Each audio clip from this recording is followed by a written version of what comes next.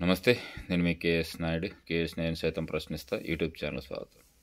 ఆంధ్ర రాష్ట్రంలో జరుగుతున్నటువంటి పరిస్థితులు, పరిణామాలు, నాయకుల మధ్య జరుగుతున్నటువంటి ఆధిపత్య పోరు, కింది స్థాయిలో గ్రౌండ్ లెవెల్లో జరుగుతున్నటువంటి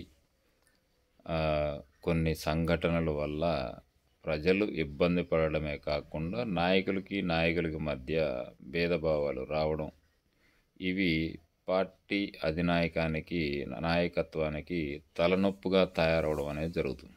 ఎందుకు చెప్తున్నానంటే, ఏదైనా ఒక పార్టీ అధికారంలోకి వచ్చినప్పుడు పొత్తుతో కాకుండా గానుంటే సమస్య ఏం పెద్దగా ఉండదు.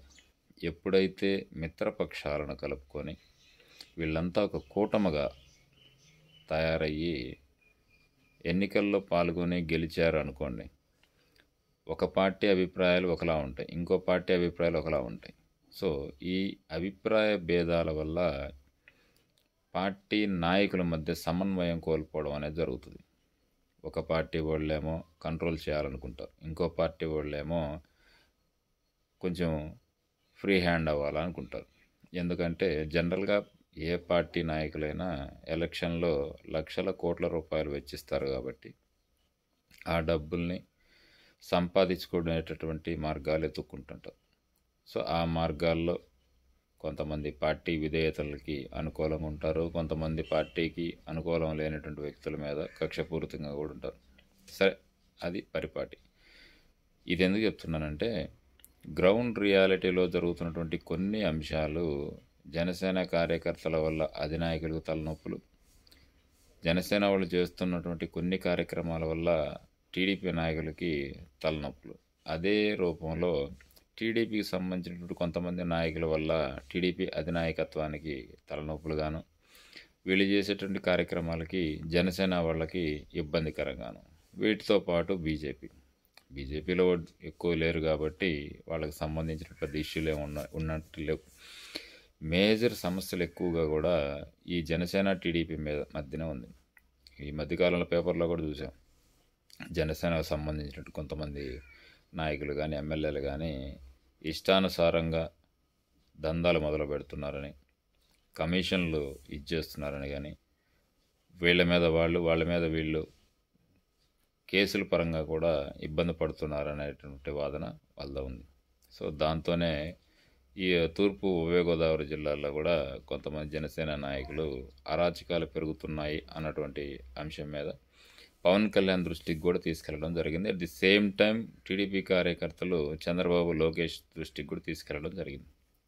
అదే పందాలో టీడీపీలో కూడా గ్రౌండ్ లెవెల్లో జరుగుతున్నట్టు కొన్ని అక్రమాలు అధినాయకత్వానికి చేరవేయడంలో లోపం జరుగుతుందా, లేకపోతే తెలిసి చూసి చూడనట్టు ఉంటున్నారా అన్నది పక్కన పెట్టేస్తే, గ్రౌండ్ లెవెల్లో కొంతమంది నాయకులు, కొంతమంది ఎమ్మెల్యేల యొక్క పనితీరు మాత్రం కొంచెం ఇబ్బందికరంగానే ఉన్నది అన్నది వాస్తవం. సో ఈ ఇబ్బందికరమైనటువంటి పరిస్థితులు టీడీపీ అధినాయకత్వానికి, జనసేన అధినాయకత్వానికి, రెండు పార్టీల కార్యకర్తల మధ్య కూడా కొంచెం నివురుగప్పిన నిప్పులాగే ఉంటున్నది అనడంలో ఎలాంటి సందేహం లేదు. దానికి తోడు ఈ మధ్య అనంతపూర్ తాడిపత్రి జేసీ ప్రభాకర్ రెడ్డిది కూడా వివాదాస్పదమైనటువంటి వ్యాఖ్యలే చేశాడు. ఆల్రెడీ జగన్ రెడ్డి సీజే చేశాడు, అదే బీజేపీ వాళ్ళు అయితే నా బస్సులు తగలబెట్టారని. సో దీంతో కూటమి ప్రభుత్వంలో ఉన్నటువంటి బీజేపీ కూడా టార్గెట్ చేసినటువంటి పరిస్థితి వస్తుంది. ఏదేమని ఇవన్నీ చూస్తూ ఉంటే కూటమి ప్రభుత్వంలో అంతర్గతంగా కొన్ని వివాదాలు అయితే మాత్రం మొదలైనవి. ఇవి చంద్రబాబు చాణక్యతతో వీటన్నిటినీ సమసిపోయేటట్టు చూస్తాడా, లేకపోతే రాజకీయంగా ఈ సమస్యల్ని వాడుకుంటాడా అన్నదైతే తెలియదు. ఏదేమైనా నాకు తెలిసి ఈ టర్మ్లో మాత్రం పవన్ కళ్యాణ్ని దూరం చేసుకోడు అన్నది మాత్రం వాస్తవం.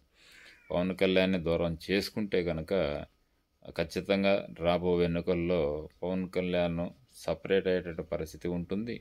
లేకపోతే ఒకవేళ కూటమితో కలవాలి అనుకుంటే పాల్గొనేటటువంటి ఎంపీలు, ఎమ్మెల్యేల సంఖ్య కూడా పెరిగేటటువంటి పరిస్థితి ఉంటుంది. మొత్తానికి కూటమి ప్రభుత్వంలో మాత్రం రాజకీయ లుకలుకలు జరుగుతున్నాయి అనడంలో ఎలాంటి సందేహం లేదు. మరి ఇవి చంద్రబాబు ఎలా పరిష్కరిస్తారు అన్నది చూడాలి. Thank you.